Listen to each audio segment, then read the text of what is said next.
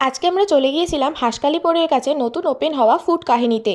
তোমরা যারা হাঁসখালিপোল বা বোটানিক্যাল গার্ডেন এরিয়ায় থাকো তারা কিন্তু এখানে অবশ্যই একবার ভিজিট করে যেতে পারো। এখানে কিন্তু তোমরা মেনলি স্টার্টার আইটেমই পেয়ে যাবে, যেমন বিভিন্ন ধরনের চা, চিকেন মোমো, ফিশ গন্ধরাজ momo, pizza, burger, fish fry, fish cutlet, chicken lollipop, chicken satay, Hakka noodles, pasta এবং বিভিন্ন আরও অনেক কিছু রয়েছে। মেনু কার্ডটাও তোমাদের সাথে শেয়ার করে রাখলাম, তোমরা পজ করে দেখে নিতে পারো। আর এটা কিন্তু অর্ণব মোটরসের একদম পাশেই দেখবে একটা টোটো নিয়ে নতুন শুরু হয়েছে।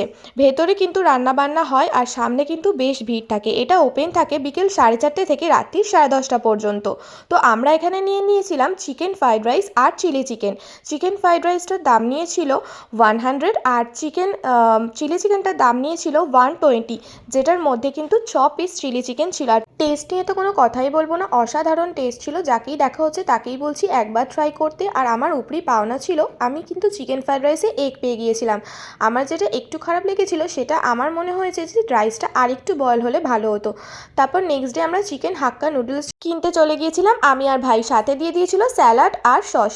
ছাদে বসে বসে এনজয় করে করে খাচ্ছিলাম। তো কেমন লাগলো জানিও।